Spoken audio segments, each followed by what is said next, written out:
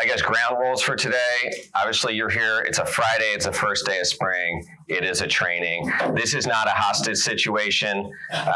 You're all adults. I remember I was at one training and the presenter had, you know, in the all-day trainings, we always have this group agreement. We're like, okay, do you want to do a shorter break and get out early, or do you want the 1 hour break? And so, of course, we all conversed together and decided, like, well, let's do a shorter break and let's get out early. It's a Friday. So the presenter, though, was really into their material, and she was up there and had this good point. And, you know, so we had all agreed what time we were stopping for lunch, and she went past us, and then she went to like the next slide, and she's there presenting, and you could tell like everyone in the group, you know, at first we're adults, we're professionals, we're taking it pretty well, and then it started, you know, people were like fidgeting, and it was getting pretty serious. So finally, someone's like, we had agreed to stop this, and she, oh, I'm sorry, you know. So we took our break, and as we were walking outside, there were people among us that were like talking. Almost like death threats. You know, it was like very not nice conversations towards the presenter. And so it was just interesting how when we're trained, when someone's up talking and presenting, we do show them respect. And it's like, oh, well, maybe they have this agenda. When it was like, it was just an honest mistake. Like she totally blew by it. So again, if we're here at 3 o'clock and I'm making some great point, just raise your hand. Like, let me know, and, you know, we'll get out of here. General timing of it. There'll be a break around 10, so about 40 minutes, quick break. If you need to step out for phone call, restroom, anything, obviously do that at any time. And then at 11 is kind of when we'll be wrapping up. You'll do your post-workshop questionnaire, and then lunch is served. Sound good? So we get like breakfast and lunch inside of a 3-hour training. So that's pretty exciting. Again, fairly small group today. I want this to be interactive. I want to hear, again, kind of where you guys are coming from. So before we get started, my name's Simon Dietz. I am the interim executive director at Samaritan Counseling Center in Lancaster. So we have 2 main locations in Lancaster, one in the city right next to the Central Market, one off of Oregon Pike. And then we also have some counselors in community centers. So 4 different older adult community centers, and then also in 4 different school districts in Lancaster County. We also go into additional schools and do mental health screenings. So we have 30 therapists on staff kind of across those different locations. Prior to that, I worked in the addiction field for around 10 years in Lancaster, Dauphin, Lebanon, Berks counties. So some of what we're talking about today is kind of, again, the compilation of those different experiences. Prior to that, I worked in the auto body industry. So when I left that, I said there's going to be some days that I just wish I could go back and just pound on some metal again. We have to treat people differently than that. Truly, though, there have been no days that I just wish I could go back and work in the shop. So I love working with people and doing what I'm doing. So yeah, if we can just go around, I just want to hear, like, again, where you work, what you do. And again, if there's something specific you're hoping to hear today, let's just start in front.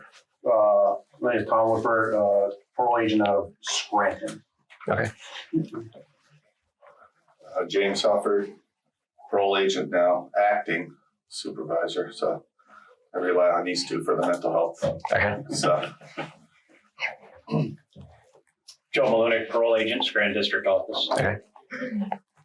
Sandra Cruz, RN for the Medical Outreach Clinic on 13th Street. Jeanette St. John, Secretary of the Medical Outreach Clinic. Okay.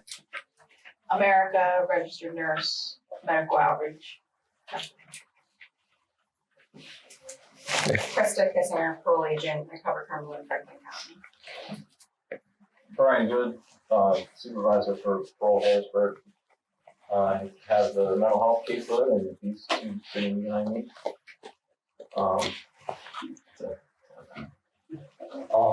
Josh Sussevis, I'm out of York sub office. I cover the York and Adams County for mental health role. Okay. My name's Matt. I am the case manager here in this book. For Hamilton. Zach Northern. I'm out of Lancaster Sub-Office with parole, sex offender, and mental health agent. Dana Raymond, parole agent out of Harrisburg, mental health. I'm here because he said I had. That's fair. I said no such thing. Lexi Gilbert, state parole agent out of Harrisburg. I also have mental health caseload. Okay, so a mixture of kind of medical, mostly parole related, case manager. So again, I've also been at trainings. It's interesting when we're at trainings with different populations. So again, you might have a counselor, a parole agent, a nurse, and a police officer in the room. And it's interesting hearing the same training and then having the conversations kind of part way through and realize, like, as humans, we live our lives out of our perceptions, not out of reality. And we could talk about, well, what is actually reality? But the things that I'm saying today, the things that you're hearing, you're going to hear that based on your experiences, based on things that you've learned, things that you've done, even experiences, things that you've experienced in childhood kind of shapes how you view yourself, how you view humans. And so sometimes we're actually hearing similar things, but we're coming at it from different angles. And so, again, having some conversations, I think it's helpful to talk to people that are coming at it from a different perspective. Again, sometimes we're working with the same individual and we're collaborating, again, with a different team. So you might be collaborating with a teacher, with an employer, with a parole officer, and it's the doctor, and it's helping the same person, but we each have a different role in that. The system here is not great for a slideshow, so we're actually not going to try to put it up on that screen because it's at an awkward angle. Each one of you has a copy of the PowerPoint. It's a very basic one, so it's just a couple bullet points on each one. So if you want, you can kind of follow along. It's not necessarily needed, but it's the basic kind of information that we're going to cover. So the first part is just, again, the things that we're kind of hoping to talk about and learn today. Understanding interaction of mental health and substance use. Again, how they kind of interact together. Looking at some screening tools. So how do we actually determine kind of the level of mental health or substance use that's going on? How do we distinguish between those? And then applying some evidence-based engagement or treatment strategies. So again, after we know kind of what's going on, how do we work with this individual? How do we engage them? Can anyone tell me what they think, like co-occurring? What is that when you think of co-occurring? And some of you have specifically like a mental health caseload. What are some just words or thoughts that come to your mind? Self-medication. Self-medication? Yeah. Co-occurring is that the person has not only mental health, but they also have substance use. Mm-hmm. Say the vast majority of our caseload probably is co-occurring. Mental health and substance abuse are best friends with each other. Mm-hmm. Desperately need extra support. Mm-hmm. And maybe this is a difficult question to like parse out, but if you think about an individual that you know that's co-occurring, is it primarily mental health, primarily substance use? Is it equal? Do you think one came before the other? Or is it just like, it's not even worth asking those questions? Like when you think about it, is it just one big package, or are you viewing it as two separate, kind of like a duplex, it's two separate buildings kind of under one roof? I've seen the drugs induce the mental health. Okay. They get so burned out from using the drugs that cause mental health problems. Right. Case by case basis. Right. Yeah. I think one feeds off of each other. Mm-hmm. I think they both feed off of each other. Right. Yeah, so we're going to talk about that somehow, like how they interact with each other. And again, if you talk to each person, if you know their whole history, it is different case by case. Maybe which one was primary, which one started, but they both interact with each other. Each one can make the other one worse than what it was. by itself.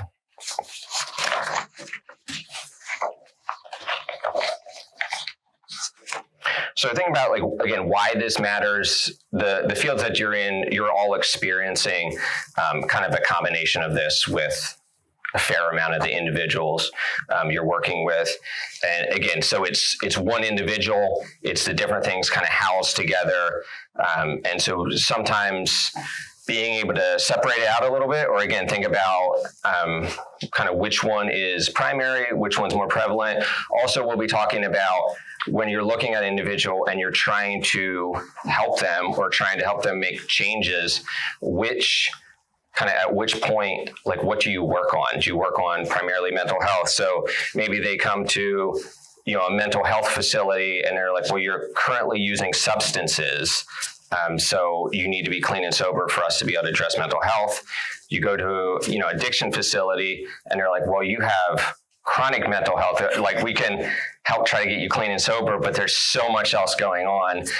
Also, term self-medicating, if someone's self-medicating and you remove the medication, then they're unmedicated, which is typically a very dark, difficult place to be.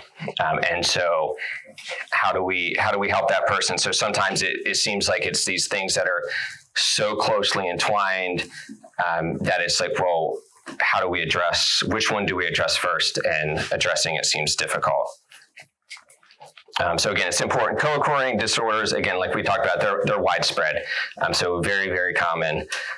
Misdiagnosis leads to poor outcomes. So again, if we are addressing the wrong thing or just a very small piece of it, we're not going to have successful outcomes.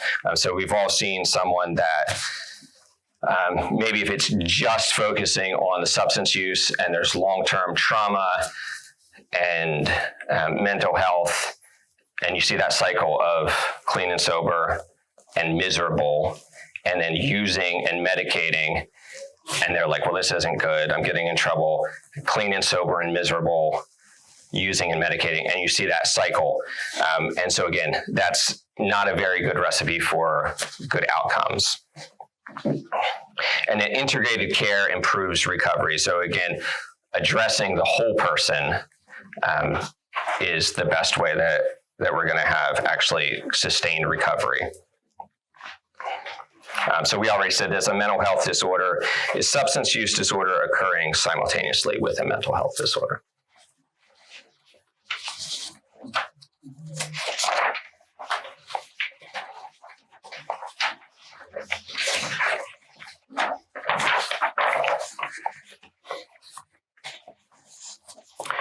So just some of the terminology we talk about: dual diagnosis, co-occurring disorders, and then behavioral health disorders. So dual diagnosis, when we're thinking about diagnosing someone, again, what are their specific diagnoses? Are they diagnosed with substance use, with mental health? Co-occurring basically means the same thing, but it's saying that these two things are happening simultaneously in this person. And then behavioral health disorders is more of just a broad term. So that could be either one. So it's kind of like a more catch-all phrase. So some common things that we could see together: depression, alcohol use, anxiety, cannabis use, bipolar, stimulants. It's not uncommon to see specific mental health things and maybe specific substances going together. When you think about the self-medicating, it actually makes a lot of sense that certain things are paired together, because an individual is saying, maybe this is what I'm finding makes my life bearable, it makes it livable. But then again, it creates a cycle where things typically make it worse. Another thing to realize that substance use, so they don't just co-occur with mental health, but sometimes they mimic it. So again, if you're meeting someone for the first time and you're seeing symptoms, sometimes it's hard to distinguish, is this mental health? Is this substance use? And so it's not only sometimes that it's these two things together, but sometimes the things that you're seeing, you're not sure actually what is causing it. So is this a psychosis? Is this meth-induced psychosis? So again, we'll talk some about the screening, but that's where it's important to to gather some information and actually find out. So maybe the behavior or the way it's coming out, like in that moment, looks identical, but the reason behind it might be different.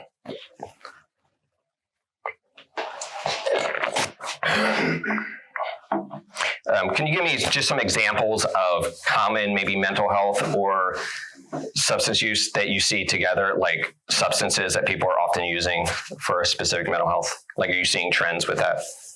Yes. Schizophrenia and death or crack. Okay. A lot. Mm-hmm. And then that also, again, when we talk about using a substance to help with a symptom and then that making the symptom worse. So think about schizophrenia with meth or crack, and that's not a great outcome. But it's using something to try to help with symptoms, which then makes symptoms worse. Yeah. Other examples?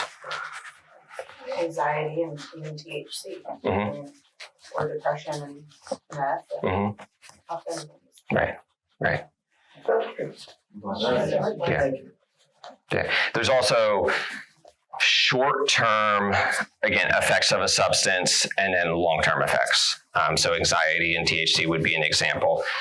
Oftentimes people are saying this helps with my anxiety, but then long-term they're saying actually this increases my anxiety. Yeah. Maybe one more example. I've seen where people replace Adderall with meth. Mm-hmm. Right. Yeah. I guess drinking too. I feel like drinking gets overpassed as like an abuse substance sometimes. So Right. depression and alcohol go hand in hand too. Yeah. And that's another thing. Again, when you're screening someone for addiction and you're actually talking about the amounts, that's important to actually look at also, because something like alcohol, it's like, well, that's legal. That's okay to use. And so there's a lot of people that are using it at a certain rate and they're like, well, I don't think this is a problem. And so just having those conversations though, how is it affecting you? Even at lower amounts, how is this affecting? How is it connected to your mental health? And it's amazing how many people are using marijuana, alcohol, different things, and not aware that it's actually affecting them, or that it could be contributing to some of the other things that they're looking at. So that's a good segue. So we're going to just look at alcohol use and depression. And so again, the way that we diagnose is actually symptom-based or behavior. So with the DSM-5, and again, we could talk about whether this is the appropriate way to diagnose someone, but it's actually specific behaviors that are coming out of the use. So I'm just going to go over some specific things if we're doing like F1020, so alcohol use disorder. And so again, typically we're not sitting down with someone, and this is actually, so the symptom overlap slide.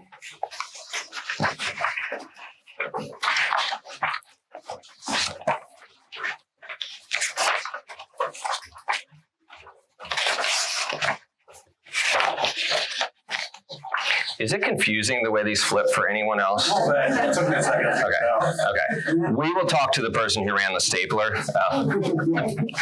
No, so yeah, so there's a slide called symptom overlap. So again, substances may mimic depression, anxiety, mania, psychosis. And so talking about if someone has co-occurring, so you're meeting with them, they're currently using substances, they have a mental health diagnosis, and we're trying to figure out like, how do we engage them? How do we help them? How do we treat this? So the way that we diagnose the different things, so if we look at alcohol use, again, it's specific questions. When I was interning, actually in my bachelor's degree, I was interning under a counselor who did actually ask people the question was like going right down through and just saying, do you take it longer than you intended, in larger amounts? Oftentimes we're asking them questions and we're forming a diagnosis, or we're seeing how do they fit into this, maybe without asking them the specific questions. But just pulling a couple out specifically for alcohol. So reoccurrent use resulting in failure to fulfill major role obligations. So again, using it on a regular basis to the point that it's affecting you showing up at work and school. Important social, occupational, or recreational activities given up or reduced. So again, you're going to less activities. You're not engaging with family or friends as much. Major depressive disorder. And so again, specific things that we're looking at: markedly diminished interest in pleasure activities, or fatigue or loss of energy. So if you are working with someone and let's say they don't show up for their appointment with you, they called off work or just didn't show up for work. They missed some activity, and maybe it was even something that it's like, well, they used to enjoy this. Like I thought they were really into pickleball, and they totally did not come Monday night, or like they know that if they didn't show up today, they're going to jail. Like we had this conversation, it was pretty clear they didn't show up. If someone has major depressive disorder and substance use disorder, those two things actually, it could be either one of those. So again, are they drinking so much that they're drinking more and more and doing less activities? Or is that the diminished interest and pleasure in doing things? Is it the inability, again, the fatigue, loss of energy? So which one of those kept them from showing up? Let's say you have an appointment with someone and they don't show up. You know that they're drinking alcohol. You know they have major depressive disorder. Is it really that important to figure out the reason they didn't show up? This is not a trick question. So just in your role, if someone blows off an appointment or doesn't show up with those two, how do you approach that, or kind of what are your thoughts around that?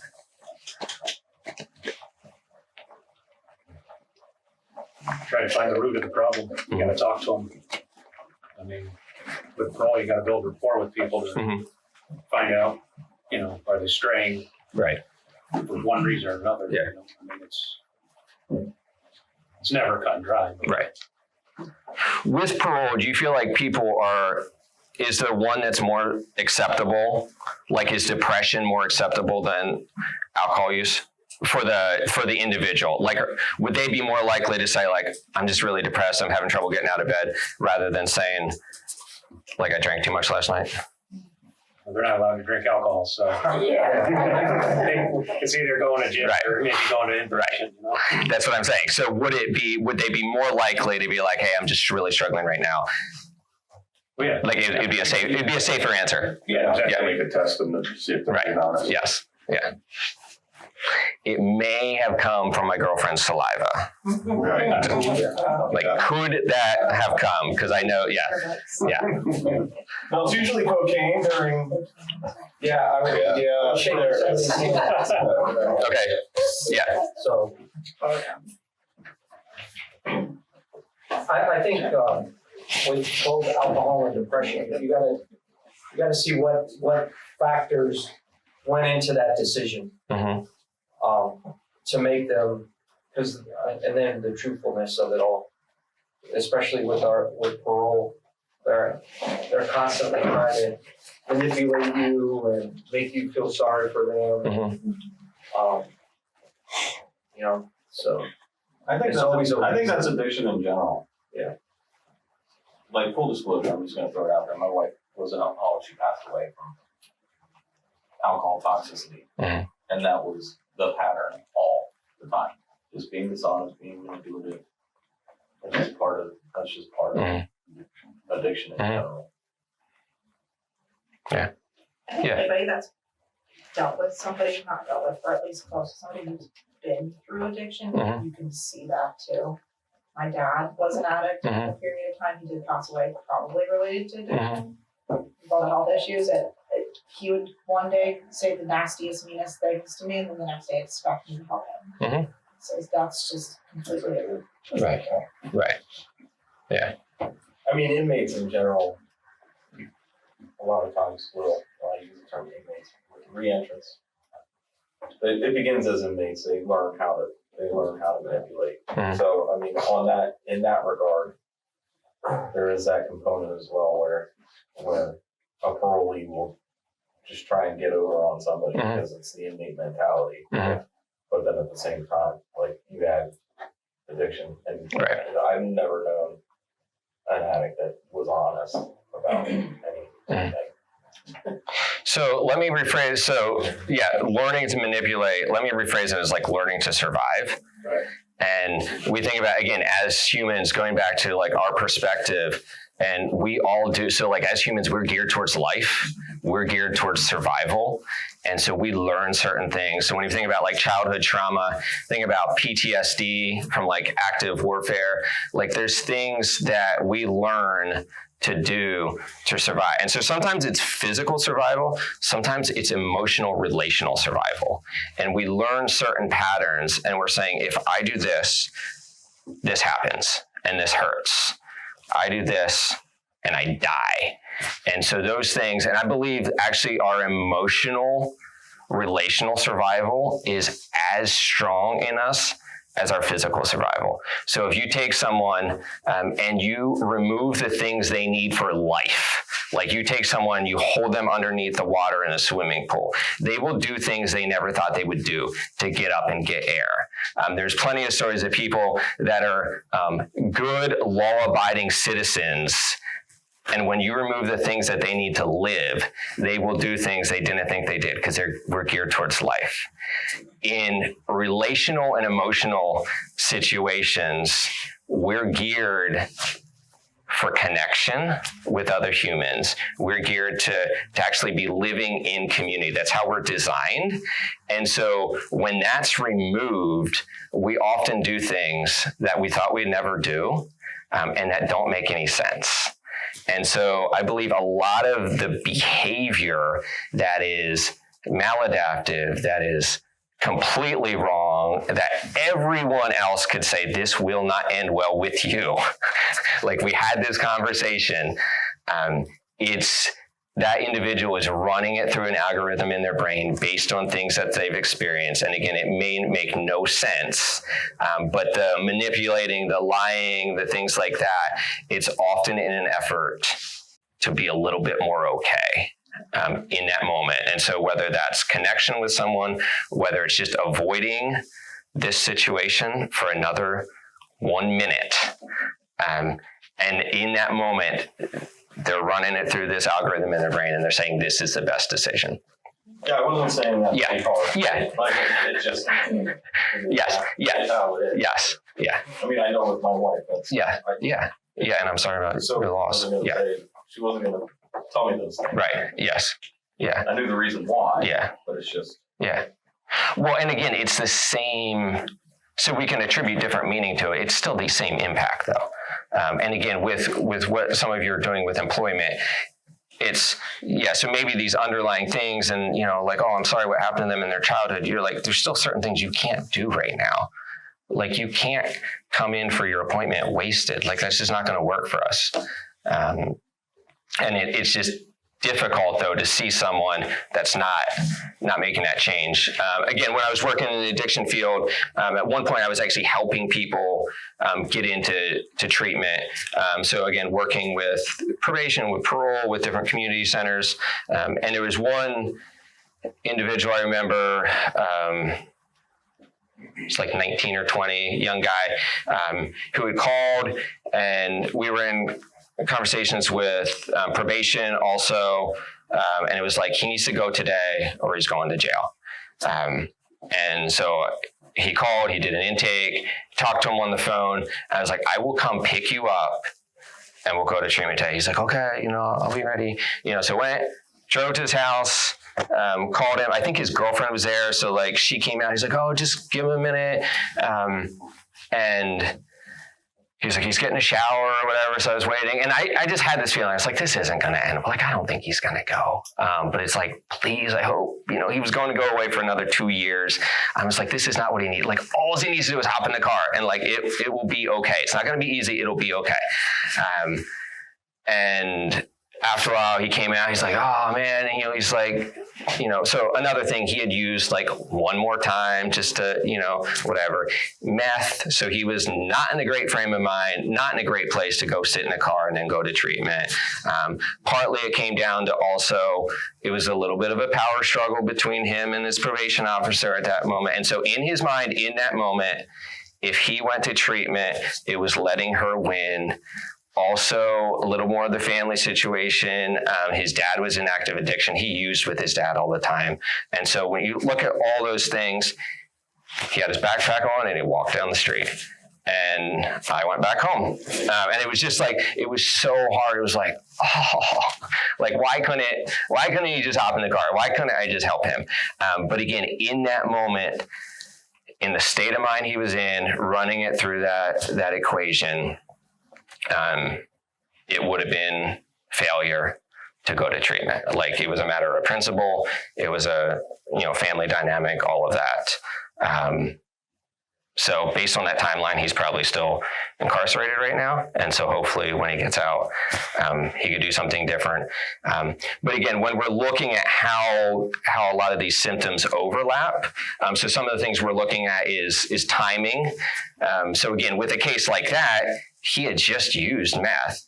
And so sometimes we're seeing some symptoms, so they're like, oh, I haven't used, or again, they go to treatment, they're inpatient for a while. How, are symptoms still persisting past that? So obviously getting them sober initially is something we need to do. And then you're also addressing those other things. Again, the duration, and then the history, like how long have they been using?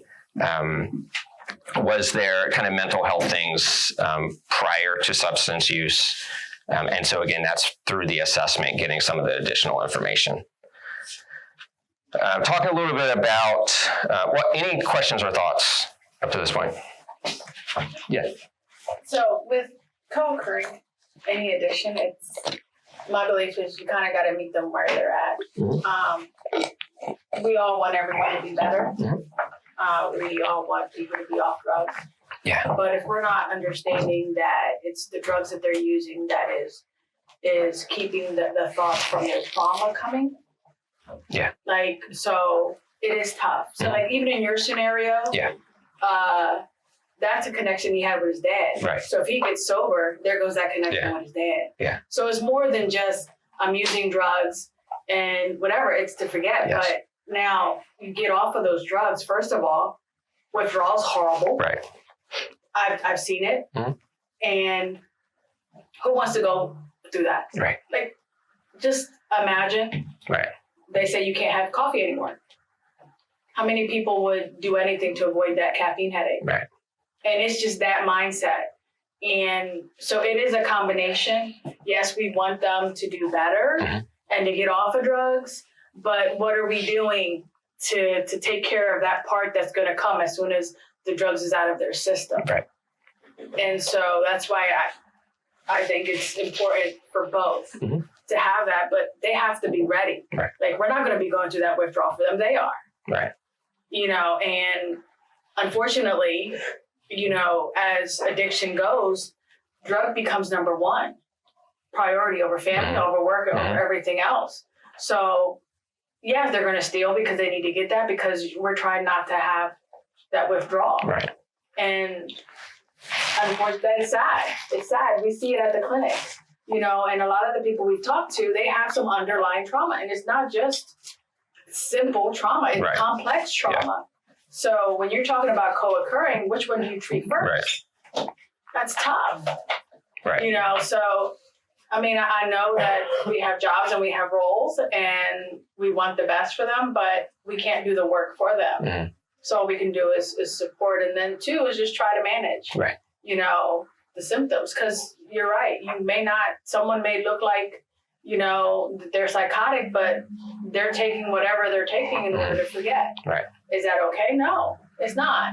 So what are we doing to help both sides, not just focus on the addiction at hand? Right. Yeah. Yes. I think it's a catch-22, especially with parole.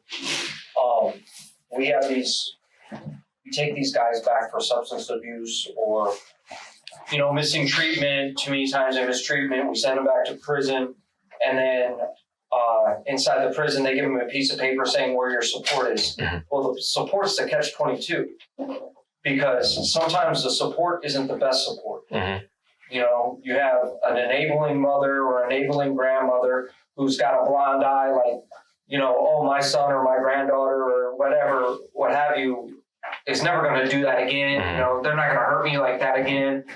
And so we send them right back into the same home with the same conditions, thinking that we're going to get a different outcome. And it's just hard to supervise something like that, because now you're not just supervising. You're kind of like supervising the whole family, not just the person. You're supervising the whole family. And I think that's the biggest challenge of any addiction, is to try to get them away from what they know, where their support is, and make them start all over again. And then, we're sending them right back into the wolves den, or lions den. And the big thing, she said, you until they're ready. If they're not ready, you're not making any progress. No matter what you do, help them say, if they're not ready, you're not going to get anywhere. And that's a big thing, and you can tell pretty quickly whether they're ready or not. They start to give you excuses. I'm like, I can't do this for you. You have to decide. These are your options. And also with the family, if they're not doing something like Al-Anon, they're not going to be on board with anything. Or if they don't at least have like the basic 3 C's principle, they may not be full detachment, but if they don't really understand their role. Walk into a house and the mother says, he's a grown man. He can make his own decisions. I'm just giving him a place to live. Well, Meanwhile, his frontal cortex is developing at like a 2-year-old level. But then you also have the guilt of that mom that's not going to want to throw their son out to the street. So it's like, it is. You're treating the family over the father that is, that's supposed to be the safe space, but he's not going to address the guilt of what he did to his child. So we're just going to let them do whatever. Yes. I also personally, for me, see a lot more success with people staying with me when they're part of a program, when they're going to meetings. Like treatment is one thing, and treatment can get them so far, but unless they have the support, obviously, that you can have friends or whatever, but I genuinely see more success when they go to meetings versus anything else. And now we've actually just gone full blown like systems, which is a whole nother training, but realizing that again, so we're talking about 2 things inside of one person, the mental health and the addiction, but then that person is inside the community. So you're saying it's not just how do we assess, diagnose, and help this person, but it matters who the mom, the dad, the friends, all of those are. And also you referenced, it's not just the other people in relation to like, how do they support that, but what are the other people's own stuff they're dealing with? Like what's their journey? What's their addiction, mental health? What are their things that they're coping with, trying to cover with, trying to make themselves feel better about? And so they're doing these things that aren't super helpful for the individual that we're working with, because they don't feel the option of doing something different. They're like, I can't say no to my son because this, or this. And so that's where, again, as professionals in the field, then it's really difficult because we see all these things and we realize this is impacting them so much. We're like, we can't do a full family intervention. We can't go into the meetings and have them be connected with other people. We can't totally recreate their social structure. And so we're acknowledging those things. And I think it's healthy to have an awareness of how are these impacting what's going on, and trying to make systems changes or trying to incorporate things that increase their chance that they're around healthy people, that they're around people that are going to help them with that. But to realize there's so much going on that we can't fully affect, but we know it's affecting them. And again, we're all part of that. The people we interact with, the things we do. I like to talk about it in ways of increasing the chances that we do what we want to do, or making it as easy to do what we want to do, and decreasing the chances or making it as hard to do what we don't want to do. So again, for someone, it might be like they put their gym clothes out the night before. So when they hop out of bed, they're like, oh, there are my yoga pants. And they're more likely to exercise in the morning. So it's little things like that. And again, as systems, we're... Okay, sorry, maybe that was a little personal. But it's... Find a reason not to go. Okay. Yes. But it's looking at those little things. And that's why things like meetings, why social support actually makes a big difference. There's things that I'm part of that sometimes I'm on the way there and I'm like, if there weren't people expecting me this morning, I'd be in bed right now. Like I would and I realize I'm like, well, I should want to do this for me. Like this shouldn't be, but it's like, no. Like if they did not think I was gonna, like if I didn't have this social contract with this group, I wouldn't be there. And so that's how we operate. So again, one way to look at that is like, oh, that's a sign of failure. I should be stronger than that. Like this person should be stronger than that. Another way to look at it is like, actually, that's how humans operate. How can we leverage that? Because the opposite is true. Again, there's a lot of people making really poor decisions based on that social contract, based on like, they're going to expect me there. We've always done this. This is like, I can't imagine a Christmas without doing this. And so it works both ways. We can't actually remove ourselves from that system. It's saying, how do we leverage that system for health and growth? Interaction cycle. So again, looking at how the mental health and substance use kind of interact with each other. It's almost break time. We'll go over this real quick, and then we can come back and talk more about it. So the interaction cycle, so distress, substance use, temporary relief, and increased symptoms. So again, if someone is, I like to phrase it as like feeling different than you want to feel. And so with relapse, we talk about emotional relapse, mental relapse, and physical relapse. Physical relapse is when you use the substance. Emotional or mental relapse is when you're thinking about it. You're like, a drink would be really nice right now. Or like, oh, I see the dealer on the corner. And I'm like, oh, I'm not actually using, but you're spending a lot of time specifically thinking about it. Emotional relapse is when you're just feeling off. You're like, I'm not even thinking about the substance right now, but this is just miserable. I mean, people are like, I'm in a funk, or I'm just like, I'm just there. And so there's some sort of distress, or it could be physical distress. If someone's going through withdrawal and they're like, I know do you realize how much power it takes as a human being to feel worse than you've ever felt in your life, and you know there is something that will make you feel okay, and to say like, nah, I'm good. Like I'm going to feel like death for a while because I have the long-term goal in mind. And the reason you're feeling that way is because for the last 10 years, you lived in the moment, not with the long-term goal in mind. And so like that mind shift is not a small mind shift. So some sort of distress, again, it could be major, it could just be minor of like, I'm just feeling off. Then there's a substance use that's saying like, in this moment, it actually takes the edge off. It makes me not sick. It makes me feel better. It just calms me a little bit so I can go to Aunt Sally's funeral because my family is annoying and this is a stressful situation. There's temporary relief. You're like, I'm either not sick or I feel a little bit better.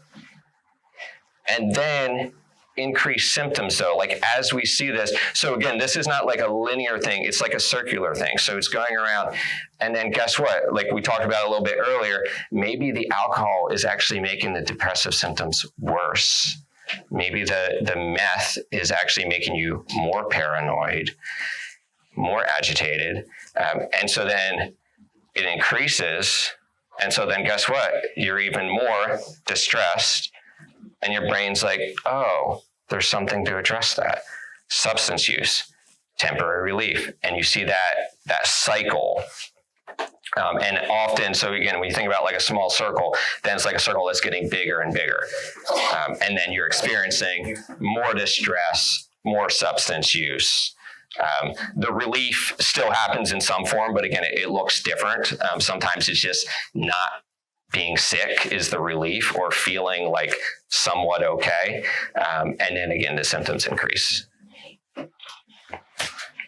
Any thoughts on that cycle?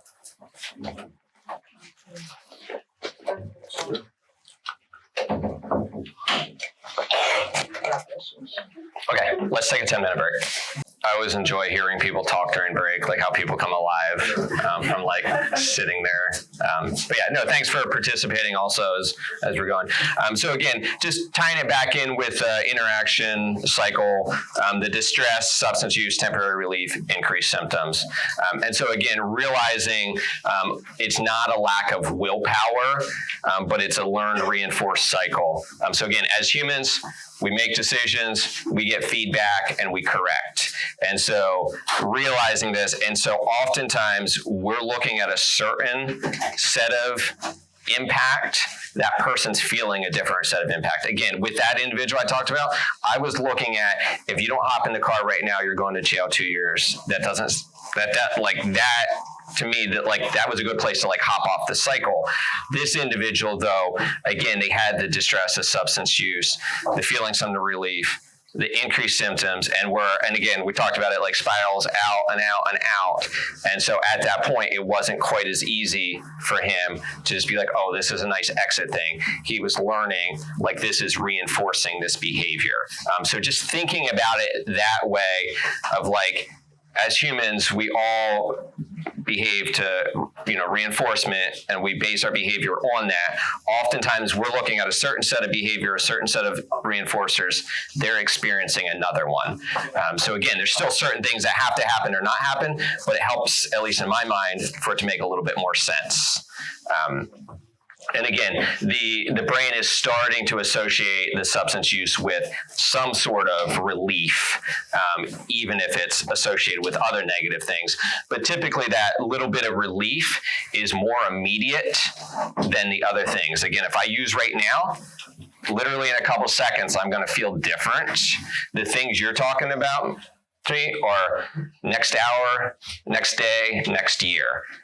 And so oftentimes we're going to go with the more immediate. And again, we're working with people to try to separate that out, try to get them off that cycle. When you think about this, where do you think the best place to intervene? And again, I wish I had it up on the screen, but the distress, substance use, temporary relief, and increased symptoms. So if we think about it as a cycle, is there like a perfect spot to like jump in there and try to like divert them from that cycle?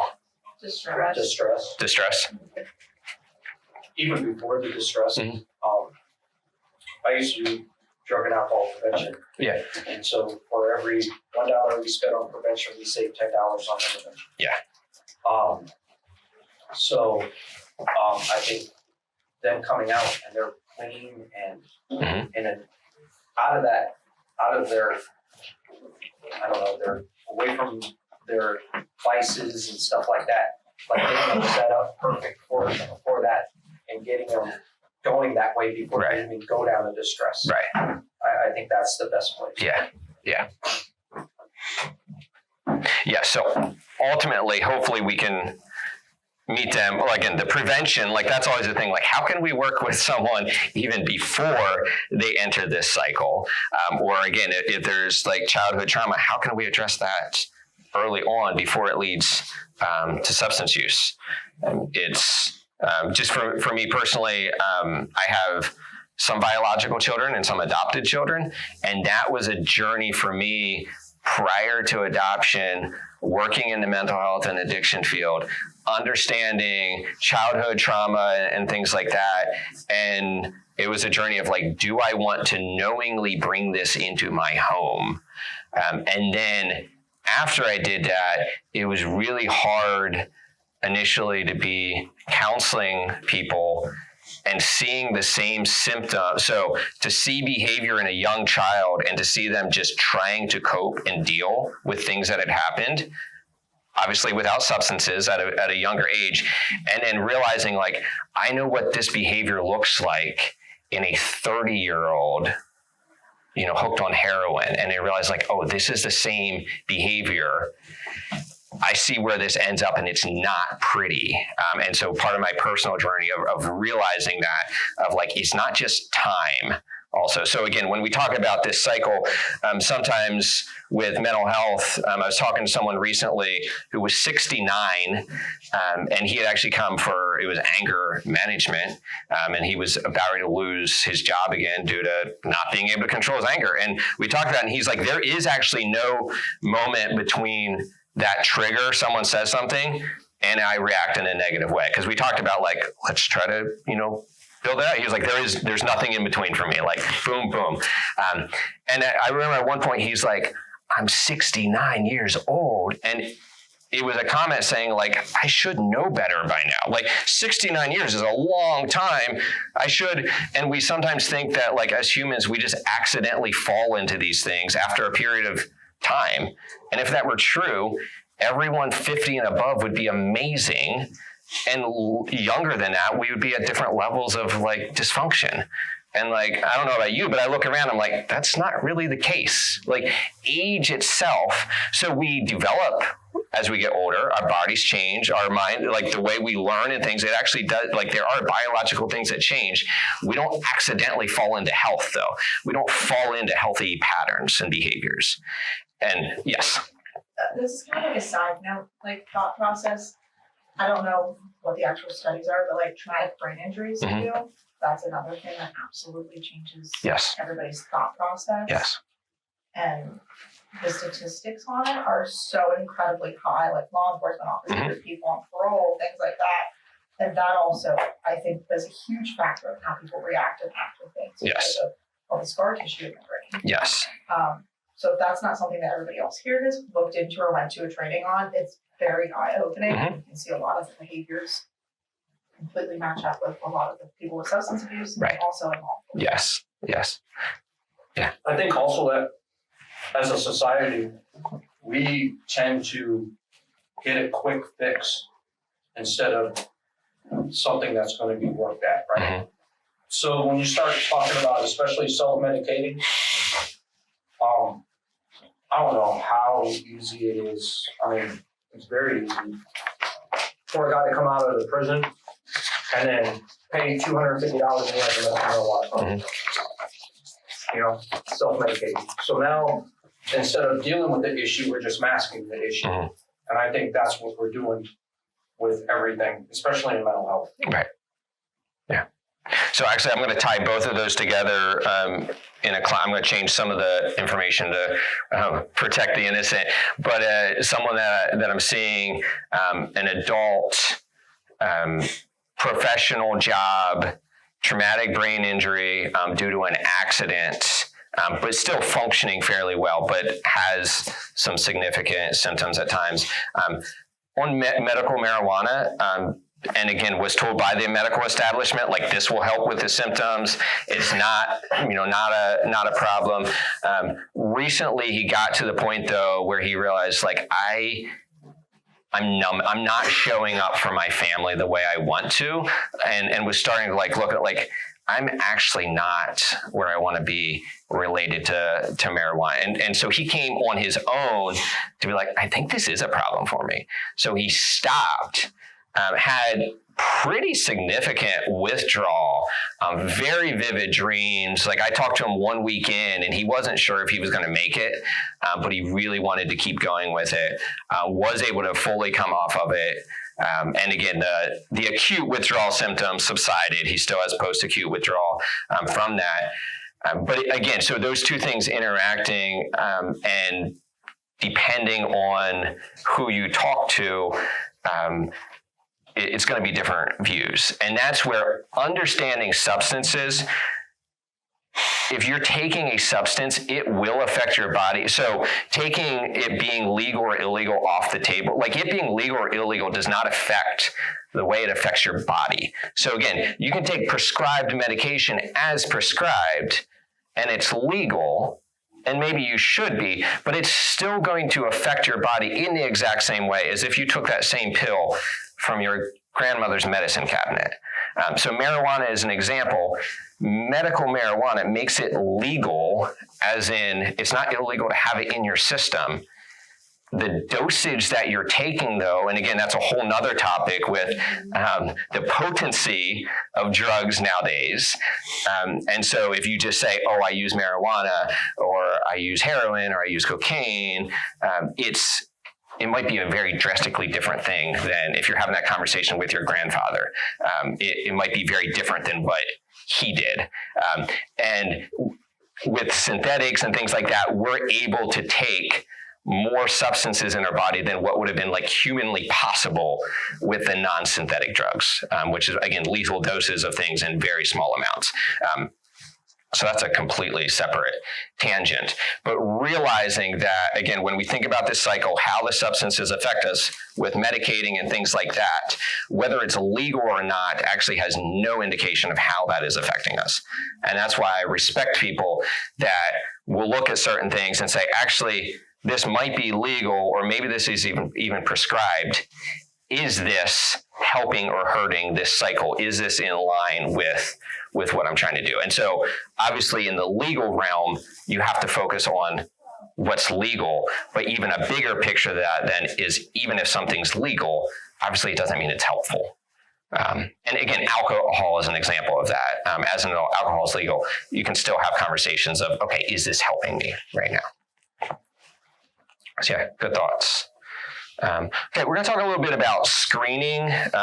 So there's a slide there with, again, the PHQ-9 would be depression, GAD-7 is anxiety, audit is one for alcohol. So these are just specific like screening questions when we're trying to assess. And again, if someone's currently using, some of these mental health ones are obviously going to be very skewed based on the substances they're using. But I'm just going to read some of the questions if you're not familiar with this. When I said we go into schools and do mental health screenings, we actually use the PHQ-9 and the GAD-7. So again, we're going into high schools, sometimes middle schools, and it's amazing how, well, one thing I said, wow, working with kids are so refreshing, because and I have kids in my home, so sometimes I think kids are not very refreshing. But I realized with working with other people's kids, I was like, kids are so honest because they haven't created all these like masks and all these things. So you meet with an adult and you ask them a simple question, and they run it through this algorithm of like, well, if I answer this way, or like, what about that? What do they think if I do this? You know, and then they come up with this answer with the kid. They just like answer it, and they don't think of the implications of what does this make me look like? What does this, you know? And so obviously that's not true across the board, but in general, I was like, kids are much more honest. So some of the questions, again, for depression, and the way this scale works, it's over the last 2 weeks. So it's not your entire lifetime. So I'm just going to read over some of these. You could just think about it for yourself if you want. But how often have you been bothered by any of the following? So little interest or pleasure in doing things, feeling down, depressed, or hopeless, trouble falling or staying asleep, or sleeping too much, feeling tired or having little energy, poor appetite or overeating, feeling bad about yourself, or you are a failure, or have let yourself or family down, trouble concentrating, such as reading or watching TV, moving or speaking so slowly other people could have noticed, or the opposite, being fidgety or restless, thoughts that you'd be better off dead or hurting yourself in some way. So those are, again, the questions, just thinking about the last 2 weeks. And it's amazing how kids, they're just like, yep, and they'll answer it so honestly. And then having a conversation about that is just, it's eye-opening, and it's amazing how they'll often say things that they've never said to anyone else. And then we talk about it, and they're like, well, mom and dad are really busy, or no, I don't talk to my peers about that. And sometimes people are like, yeah, I see a counselor. I have people I talk to. We talk about, you know, do they have adults in the community? Do they have adults at school? And we talk about their support structure. The anxiety screening. So again, over the last 2 weeks, how often have you been bothered by feeling nervous, anxious, or on edge, not being able to stop or control worry, worrying too much about different things, trouble relaxing, being so restless that it's hard to sit still, becoming easily annoyed or irritable, feeling afraid as if something awful might happen. And again, with understanding that, tying it back to the distress, and again, it's exciting to have these conversations with kids because typically, if it's young, it's typically before they've started using substances. But we talk about that distress. If someone answers almost every day to a majority of those questions, so you think about like having little interest in doing things, feeling depressed or hopeless, feeling like something bad might happen, thought you'd be better off dead or hurting yourself. And there's people that's their common thought process, but to realize like, that's a really hard place to be. Like that's not comfortable. That doesn't feel good. It makes sense when you get offered something and you use it and you're like, that felt better. Like this thing. And so we talk about the amount of energy that it takes to have thoughts like that on a regular basis. Like that's not a happy experience. And so and that's where prevention and things like that, and actually hopefully before someone starts using, understanding kind of that cycle and how like, oh, right away it feels better, but this is actually tying in to, again, if we were asking those questions at someone that has a 10-year addiction, all of those things are actually going to be worse. And then you're like, I don't even know if this is related to the original kind of mental health or if it's related to all the things that just happened in the last 10 years related to your use. So the audit is an alcohol use screening. And so again, this is actually the past year because with substances, obviously sometimes it's a regular thing, but then there's people, especially with like alcohol or cocaine, that are like the binge using. So if you did the last 2 weeks, it might be nothing. You go over the last 2 years. So to catch something like alcohol in the last year, how often have you drank? How to drink containing alcohol, how many drinks containing alcohol do you have on a typical day when you are drinking, how often do you have 6 or more drinks on one occasion, how often during the last year have you found that you were not able to stop drinking once you had started, how often during the last year have you failed to do what would normally be expected of you because of drinking, how often during the last year have you needed a drink in the morning to get yourself going after a heavy drinking session. How often during the last year have you had the feeling of guilt or remorse after drinking? And so again, just specific questions. And often when these are asked, and we'll talk about it a little bit later, it's asked without kind of judgment or guilt. It's just saying like, just how often have you experienced this? And then it's based on that you can have the conversations of kind of, again, how that is affected. The DAST is a drug abuse screening test. And so again, the last 12 months, have you used drugs other than those required for medical reasons? Do you abuse more than one drug at a time? Are you always able to stop using drugs when you want to? Sometimes the answer is yes, but I haven't tried. Like I could stop, but I haven't actually tried it. Have you had blackouts or flashbacks as a result of drug use? Do you ever feel bad or guilty about your drug use? Have you neglected your family because of your drug use? Have you experienced withdrawal symptoms when you stopped using drugs? Again, just specific questions. So some of those are kind of physical, some of those are social or relational, but it's just saying what are the specific impacts of drug use. And again, this is not a diagnostic tool. It's a screening tool. So it's just getting information. All these I'm talking about, this is not to give them a diagnosis. This is a screening to help determine kind of what is the severity of their anxiety, depression, alcohol, or substance use. And then the SBIRT, so that's a screening, brief intervention, referral to treatment. So again, that's how many days per week do you drink alcohol on a typical day when you drink? How many drinks do you have? Have you ever felt you should cut down on your drinking or drug use? Have others expressed concern about your use? How much does your substance use interfere with your daily life, work, or relationships? Any thoughts on the different kind of screening tools? Are any of you using any of them on a regular basis? Just a strong arm. Which is very not similar. Do you see how like those screening tools can be helpful just to gather like just basic information about what's going on? I mean, I failed the PHQ-9 miserably, so. Except for the last. Mhm. But. Yeah. Wait, Yeah. Yeah. Well, and so they're actually starting to do like PHQ-9 and GAD-7. It's not uncommon in doctors' offices while you're in the waiting room to have they fill out. They're working on getting it in front of more kids, like pediatricians, to have people that. So with the PHQ-9, like, do you mind me just asking? So again, with the PHQ-9. So again, the conversations we have with people, if you answered yes to a majority of those for a majority of the days, it's not, again, not diagnosing you with anything, but it's like, that's not a happy place to be. It's not. Right. No. So there's no Yeah. job. Yes. 100%. And there's people in here that will listen. Yes. Yes. And so again, I think having awareness, and so maybe you're like, you know what, it's my job. I can be in this not happy place, and that's just life.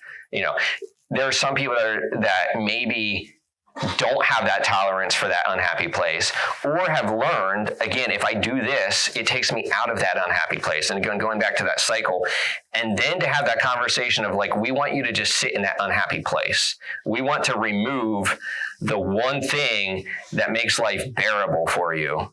And we want you to experience these things on a majority of the days. That's what some people are hearing when you say, like, you need to stop using substances. And they're saying, this is not a happy place. Like, I've learned to not be there, and you're asking me to be there. Does that feel fair?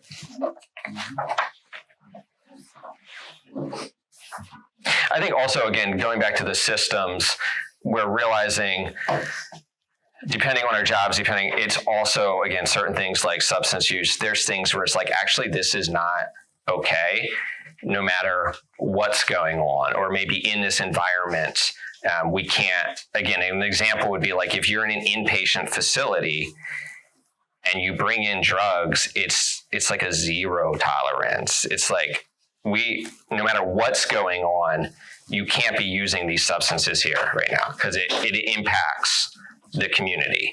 And so realizing we talked about the systems we operate in, sometimes we're looking at this bigger picture, but we're like, but there's certain things that we just cannot allow in this system.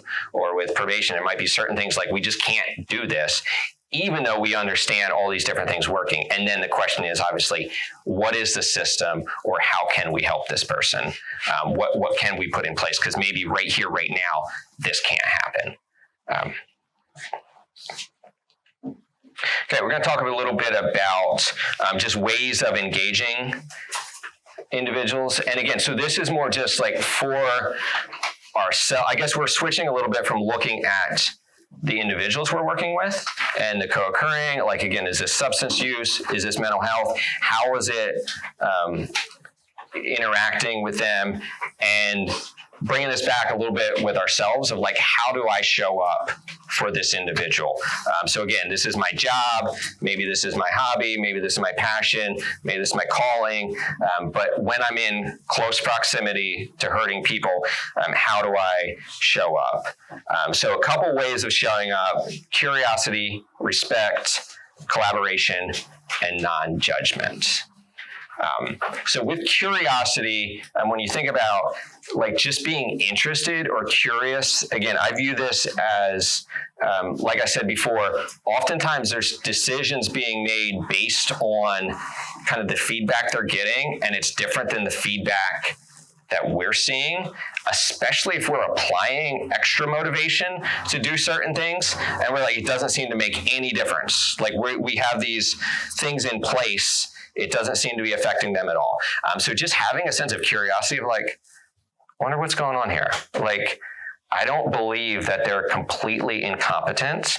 I believe they're making a decision based on their experiences, based on their perception. And so and it's my job to uphold a certain thing or to be with them in this moment, how can I figure out like what is actually going on? So just showing up or engaging them with curiosity. Respect. So again, just understanding that they're a human being, they're making decisions, and we might say, you know what, this is a absolutely horrible decision. This is not going to end well. Maybe there's certain decisions that they cannot make inside of certain areas, but it's still just respecting them as a human being. Working with collaboration. So again, partnering with them and saying, this is my job, or this is who I am, this is them, and how can we kind of partner with them? Sometimes it's like, is there anything that we can kind of collaborate together on, or how can I work together with them? And then non-judgment. So again, none of us can actually be, sometimes we're like, it's no judgment zone. Speaking of which, actually on the way here, I saw Planet Fitness is now $25 a month. 15? Okay. 25 is the. Is that the black card? Black card. Okay. I was going to say, I'm like, times are a change. And I remember it was like $10, for no judgment. Now, if you want no judgment, you have to pay extra. Lift hard, but judge you. Okay. You still get judgment. You still get judgment, right? So my point is, you can have it as your name, your name, no judgment zone. As humans, we do tend to judge. And so just being aware of that also, like in our jobs as humans, it's like, it's my tendency. I naturally go to a judgment zone. And so just kind of being aware of that, like, am I judging this individual? And is that kind of impacting the way I show up? Motivational interviewing. How many of you have been to like motivational interviewing training? Okay. Yeah. Yeah, I know there was a push, like, is everyone required, like with law enforcement, probation, is it? Oh, no, not law enforcement in general, that was on. Okay, and is it a 2-day, or is it like a 1-day? Like the initial one's longer, but then the refreshers are shorter. Okay, yeah. Can anyone tell me a few things about motivational interviewing? It's motivational. Is it yours or theirs? Open-ended question. Open-ended questions. Yeah. So again, motivational interviewing. Again, that's a way that we communicate or show up. And so you can use motivational interviewing with clients, with family, so it's like a way of being. It's a way of having conversations. So some of the things, expressing empathy. And again, empathy, it doesn't mean that you are agreeing with them. It's an attempt to understand them. So again, maybe they're making a decision. They're like, that is a horrible decision. That makes no sense. But it goes back to the curiosity.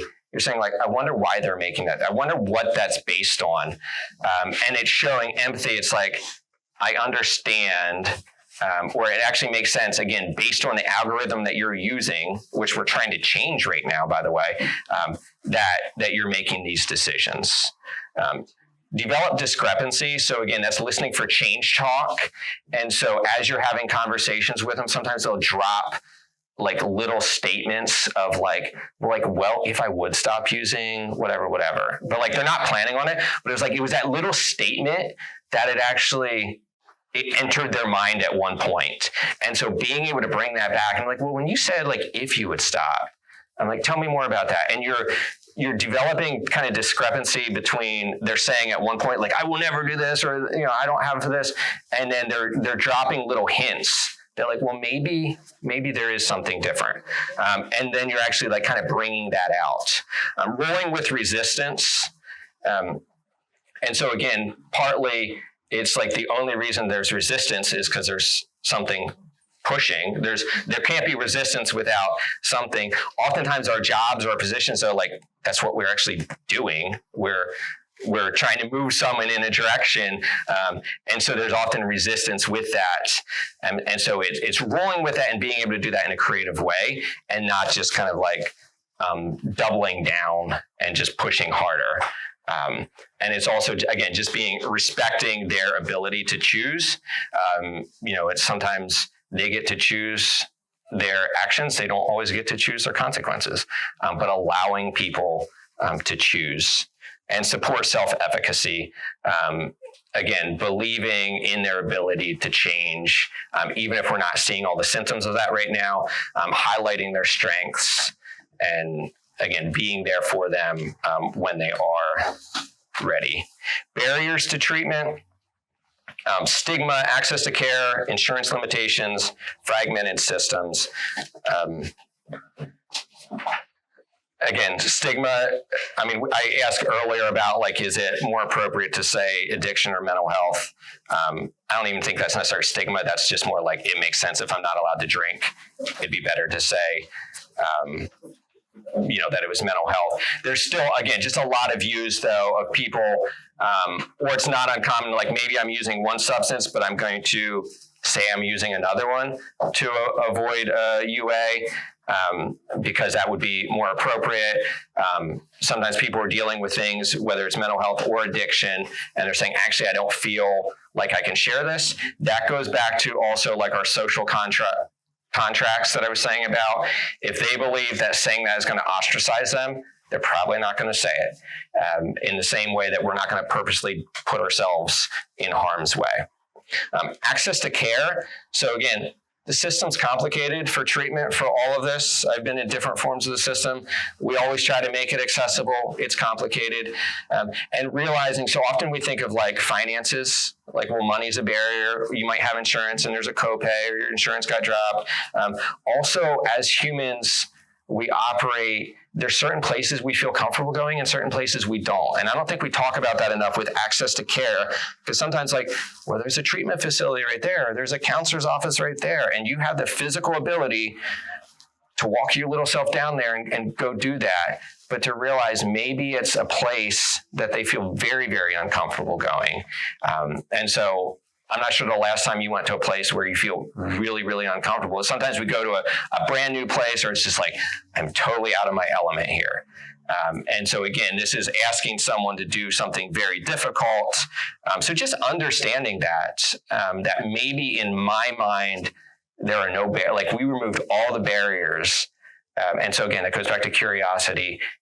Trying to figure out what are the actual barriers, what are the access to treatment. It looks like we removed some of them, but maybe there's actually some pretty large ones. Maybe it's a family that does not believe in mental health. So we were screening a boy in the one school. He had filled out the form and answered no to number 9, that he has no suicidal ideation. Meeting with the counselor individually, he admitted that he does. He actually had a death date planned the previous Sunday, decided not to take his life. He was in conversations with a friend who knew we were coming to screen the school that week and made him promise to tell the counselor. So again, he wasn't willing to put it on paper, was willing to talk about it in person. So I got called into the room. In conversations, he's like, my parents don't believe in mental health. My older brother attempted suicide a number of years ago. It did not end well, like with the family system. So he's like, please don't tell my family. So we were working with the school on that. They collaborated that story that, family does not acknowledge mental health, would not support treatment. He was obviously at risk of killing himself. And so in a situation like that, just understanding access to care. And again, it was a wealthy school. So financial, insurance, like all those typical things, resources, like they could have got him to care. But because of belief structure and things like that, that was a huge barrier to treatment. I think an even bigger issue than that is understanding mental health. Mm-hmm. That families just straight up do not understand at all. Yes. They just think like behavior, yep. That's it. Yeah. So they may believe that mental health exists, like, hey, my kid has this diagnosis, but they know nothing about the diagnosis. Yes. It's like, yeah. That is what it is. Like OCD. Like my daughter's OCD, and she's very, very bad. Mm-hmm. It's not you just go around and you scrub the counters all the time. Right. There's a lot more to it than that. Yeah. And I think a lot of parents just don't understand even what their own kids diagnosed, even if they believe, they have this. Right. They don't invest the time into knowing exactly what it is. It's like behavior. Yeah. Yeah. I think on top of that is they look at it as if they're a failure, that they're a failure as a parent. Right. So many times I've had parole know these parents are like, well, we did this for them, we did that for them, we don't know what to do for them, we feel so out of touch with them and stuff like that, where they're just, they're done with it. Mhm. So.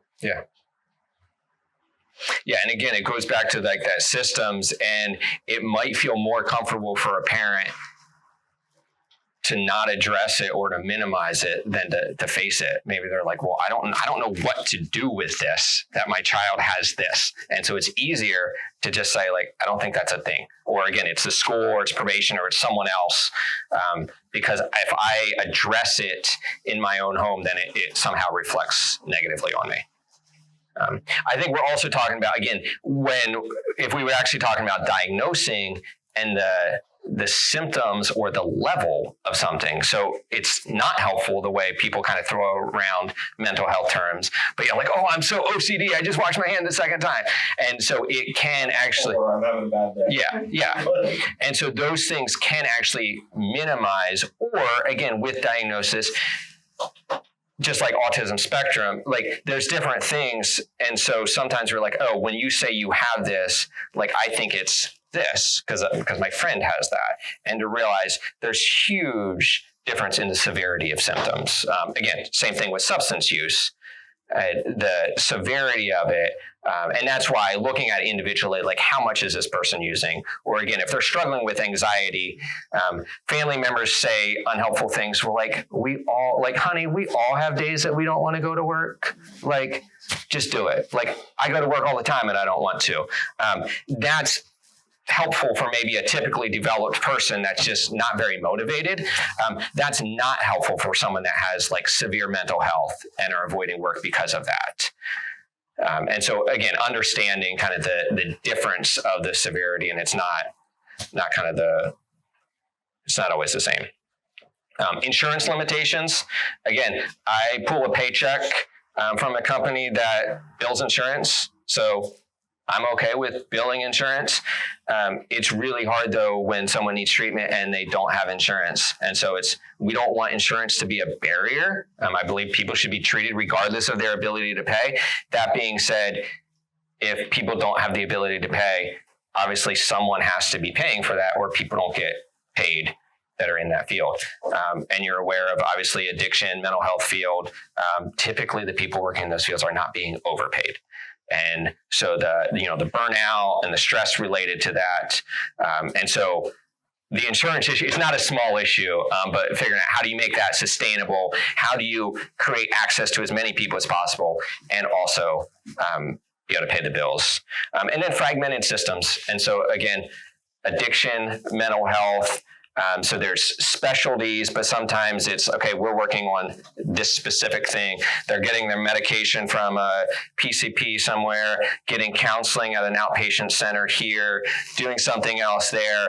And it's really hard for those systems to communicate with each other. And again, we spoke about they may have learned it's in their best interest not to let mom and dad talk to each other. And so it's like, you know what? I don't want my counselor talking to my probation officer or my PCP. Even if there's nothing that, even if it would only be good, I've learned it's better just to kind of keep people separated.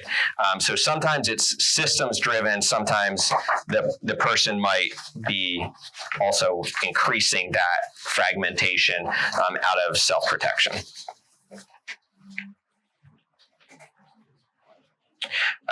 Okay. This is just a throwaway question. Which approach is most effective for co-occurring disorders? Treat each separately, integrated care, or ignore substance use? Integrated care. So I'm just going to kind of end this. Again, this is kind of ties into the motivational interviewing, but living with a posture of, and so again, each one of you, you're working with individuals that have some form of substance use, mental health, or a combination, and you're in close proximity. So I use with our counselors, I use the term being in close proximity to hurting people. And so not only do we possibly have it in our lives or family lives or just whatever in your community, but then as a job, you're putting yourself in close proximity to hurting people. And so in the same way that, I know someone that works for hospice, She sees a lot of people die, like way more than I do in a given week. She's putting herself in close proximity to dying people. You're putting yourself in close proximity to people that are dealing with substances and mental health. And so we're not going to be surprised when we bump into people with substance use and mental health, because that's what we are actually doing. So some of the ways that we show up then, I think it's super important. Sometimes we can't change what's going on. We can change the way that we show up. And that's often the biggest impact. Again, when I think about my life, how people showed up for me typically was actually some of the biggest impact on decisions that I've made. So living with humility, again, so I have limited perception. My experience is not your experience. So maybe I have training in a certain thing. Maybe I have a lot of experience in this. Maybe I've seen 100 other people that remind me of you. But I don't know everything about your situation. And also my experience, the things I experienced as a childhood, the decisions I made, the people that have been in my life are not the ones that have been in yours. And so the decisions that you're making are based on your experiences, not mine. And I'm going to realize that. We can still talk about whether they're healthy or not, or whether maybe you could start changing those, but I'm going to realize that. Again, curiosity. What happened to you, not what's wrong with you. So again, it ties back to often the decisions that are being made are based on a series of events that happen. And we don't always know in that split instant, we don't know all that history. We might not have time to gather all that history, but just having that in our mind, like what happened to you? What is your perception? And what's the best way forward? Again, so what happened to you? How are you perceiving the situation right now? And then also asking, though, what's the best way forward? How can we have the best outcome from this? Radical acceptance. So accepting this moment exactly as it is and believing this behavior is understandable based on all contributing factors. So again, the behavior might not be healthy. It might not be great, but based on this person's decision-making map, this person's experience, that behavior is actually understandable. And again, how do I come alongside them to hopefully get the help, hopefully change some of the decisions if they're not helpful decisions, but to realize it actually makes sense why they're making this. Any comments? The PowerPoint really did just go backwards. Yeah. It went from back to front. Once we figured that out, we're like, okay. Yes. Okay. Yeah. My information's on the back. Again, I work in Lancaster, but feel free if you have any questions, comments, feel free to email me, reach out anytime. Any comments for the group or takeaways? I'm always fascinated by, again, like I shared at the beginning, the different perceptions. Sometimes people are like, this is what I took from it. Some people are like, that whole thing was bogus. Sometimes people are like, that totally changed my life. Any thoughts? Or any ways that this will change the way that you show up for people? If your boss asked you whether it was worth it, what would you tell them? I honestly, I will probably talk to my boss, because she'll want to know. Mm-hmm. And I will tell her that this is kind of like refresher stuff for us, but we guys are probably the same way. This is stuff that we do mental health first aid. We do all the SCACI training. We do all the stuff. So we're pretty well aware of all the stuff here. But probably for like general agents that have no idea what mental health. So our caseload is basically the highest level of mental health. Mm-hmm. So you got your like high diagnosis people, bipolar, schizophrenia, borderline. We started taking borderline personality disorder because that was really difficult to deal with. OCD. If it's just anxiety or depression, unless it's major depressive disorder, we're not going to take those. But if we took everybody that was on parole and put them on a mental health case, we would supervise probably 85 to 90% of the whole population. Yes. It's completely impossible. Yes. So they all have people that have this going on. Right. And they probably know nothing about it. And I know for a fact, a lot of them don't, because they would like have me come back and talk to somebody because they're high. They have to be high. Yes. This is like, look how they're acting. Right. They're definitely high, but they're not testing positive for anything. Right.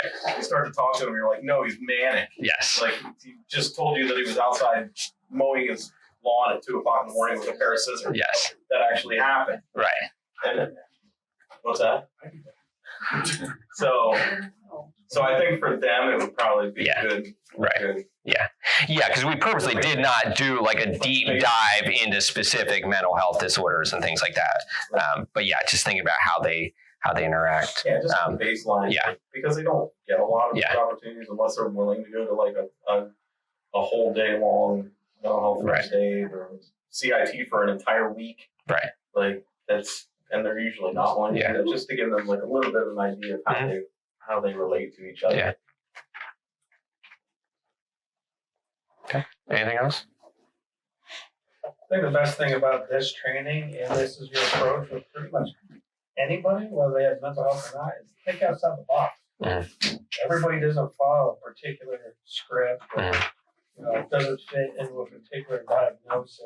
It's the law in general. Right. Everybody's different. Yeah. Everybody's an individual, and you have to look at everything individually. So I like this training, even though I've had it a million times in my lifetime. It still reminds you to think outside the box. Right. And I like that. Yeah. I appreciate it. Yeah. So 2 things with that. It's going to be as effective with family members as it is with clients or people on your caseload. And then also as humans, we continually tend to go back to like our patterns of behavior and our ways of operating. So this is also purposely just like, this is just a reminder of some of these things of like, how do I show up for this? Not necessarily new information, because as humans, we tend to go in certain patterns. And so it's just a way of helping remind us of that. Yeah. Okay. Thank you. There are the 5 post questions you can fill out. And then do they hand those in or? Yeah, I'll come around. Okay.